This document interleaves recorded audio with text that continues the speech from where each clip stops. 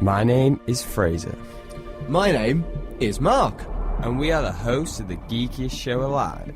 To the outside world, we're ordinary geeks. But in the Fab International Studios, we talk comics and find other geeks just like us. This is Geek of the Week.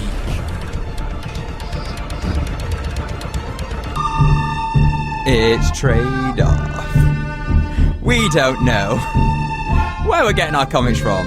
We established this last not the week. loft. We established this last week. I've got a bookcase, like any normal person. You've got a bookcase, but I go here, there, and everywhere, and it's like my book to give to you this week. So okay. I don't know where I got this from. Get your comics from the floor. Get your comics from somewhere. From underneath a pair of pants. Somewhere in the Summers household. Somewhere underneath a pair of pants. And underneath a Spider-Man costume. A half-eaten cheese sandwich and a Spider-Man costume. Wow, big insight. I'm not wrong though, am I? Wow, there probably wouldn't be a cheese sandwich. Oh, I don't know. What do you veggies eat? A hummus sandwich? No, I would have eaten all the food. Maybe some crumbs, a bit of peanut butter. But yeah, this is trade-off. Sorry.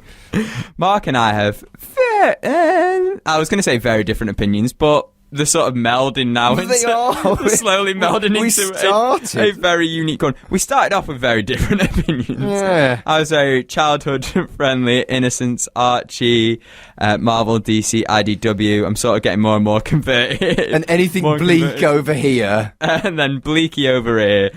Mark likes his sci-fi, likes his horror. I've still not touched into... We've done horror books. It's not a choice that I do horror. I love horror books. It's usually because of trade-off. I don't go out my way for horror, we will say. Sci-fi, I'm down for. Like, I've always been down for sci-fi. But yeah, so we used to have two different opinions. We still do. Most of the time you tell me off for being a negative Nancy. Well, yeah, now it's just different Did I just hate crime myself? Well, maybe. But this time around, so what we do is we give each other a trade. Usually something that the other person wouldn't read, or something the person was thinking about reading, but then the other person was encouragement. Finally read it. Yeah. Now, we're starting off March. For the rest of the trade-offs, we're going to do it's Women's Month, so we're going to do that. But for Women's History Month. Women's History Month. Women's History Month. Yeah. But for this first March one, we've been talking a lot recently about crossovers. The main crossover being Batman and the Teenage Mutant Ninja Turtles, because they're getting a new animated film. It's one of the big first crossovers in animation film, and they're completing the trilogy in comics coming up. Now, we don't have Batman Ninja Turtles here. We have something a bit more kooky, a bit even still in the 90s, a bit more lighthearted. We've got Justice League versus Power Rangers. We'll admit, love Power Rangers, grew up 90s kid, absolutely love Power Rangers and love seeing them interact with the Justice League. But my thoughts are not the big ones that hit here. It's all about Mark's thoughts, and this may be the first trade that I gave Mark that he might not like. It's unfortunate that you can't see my face, because it's all in the eyes. I just gave him let's go with a glare. I did watch the Power Rangers, but I was just that little bit too old for it. I kind of dabbled into it, but it was too childish for me, really, when it first started being broadcast over here. So it was always going to be a tough sell. I thought it was going to be a bit of a... like I said in the previous section, I don't want to be just purely on one side, everything's fabulous or everything's terrible. But I really, really struggled with this book. I'm more of a Marvel guy than a DC guy in the first place. The Power Rangers never truly resonated with me. And I did expect this, but I felt like obviously the story was forced. It was, we have our shameless cash in here. Let's find a vague story that makes sense to get them together, and let's make some money. That's how it felt to me. And nothing wrong with a shameless cash-in, and I'm sure that fans of it enjoyed it, but I genuinely don't feel like this was a very good quality book. Do you want me to be brutally honest with you? Go on. So, the reason I put this on trade-off was because I knew this was not up your street. Definitely, like you say, you're a bit too old for the TV show The Power Rangers. You're not really into DC as much as like Marvel and Image. Maybe if it was Avengers versus Power Rangers, I might have got on with it a little bit better. There's an Avengers Transformers one that we might do, but I will admit, this was 100% so I could talk about this book on air because I absolutely love it. Seriously? It's inane. The reason I love it though is the Power Rangers was always like, it was a kid show. It was always that cheesy sort of fun. It's why I like the recent Power Rangers film, and I always took it as a bit of cheese. You know I quite like the recent Power Rangers film, to be honest with you. That was fine. Yeah, it's like in Spider-Man 3 when the woman asks Harry Osborn how's the pie, and he goes great, and it's just that sort of smug. That's always my thoughts about Spider-Man 3. It's awful, but I do love it. It's terrible, but I do love it. Like, this is so cheesy, but I absolutely adore the Power Rangers, and I liked that. So the Power Rangers TV series, there's been loads of different versions of it, and they have in the past been able to transfer to different dimensions. So it's not a total forced story. There has been, it's been alluded to in the past, and it's been used in the past. But obviously, as a fan of the Power Rangers, you wouldn't know that. So that's it's fair that you saw it that way. And to be honest, if you didn't know about that, you would. So that's a fair point. Well made. But so I didn't see it as that far off.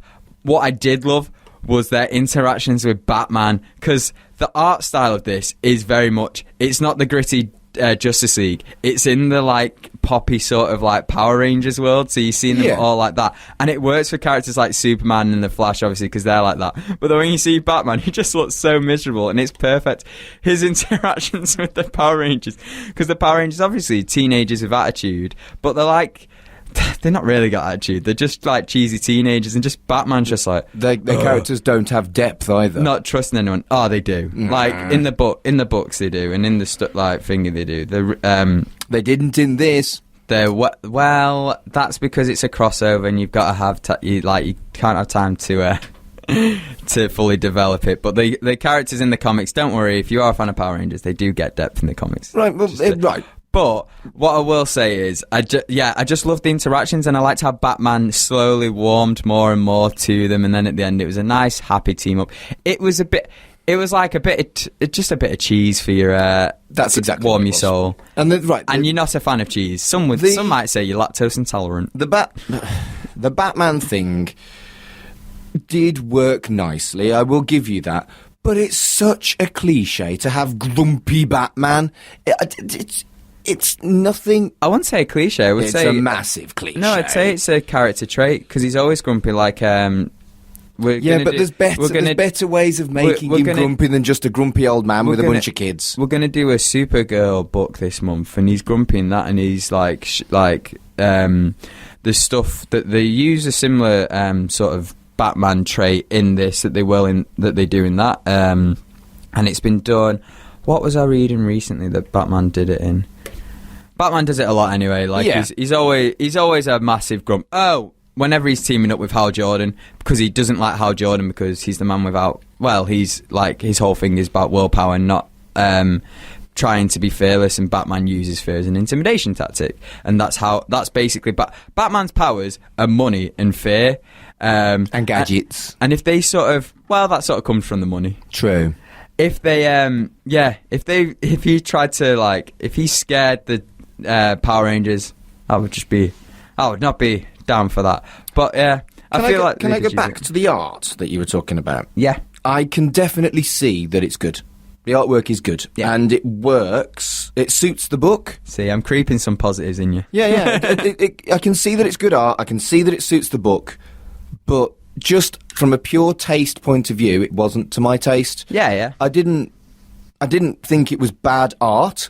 It just wasn't art that I liked. See, now we've established that we do have different tastes. If this is your taste, then please don't. Purely because I'm selfish. Well, I feel like I've got a varied taste. It depends what mood I'm in. Like, this book is definitely when I'm a bit somber and just want a bit of cheering up, and I don't want to read an intense story or a thought-provoking story. It's just a nice sort of I get team that. up. Yeah, this is my go-to book. I absolutely get that. My go-to TV show, at least, would be Buffy. So I do get that. And it's just... I think this is the first time that our different generations, our different ages, our different tastes has really kind of smashed each other to the point where... but I think you knew. I wouldn't get on with this book. I just wanted to talk about this book, if I'm honest. Yeah, I agree. Purely selfish reasons. And the reality is, we've at least been civil about it.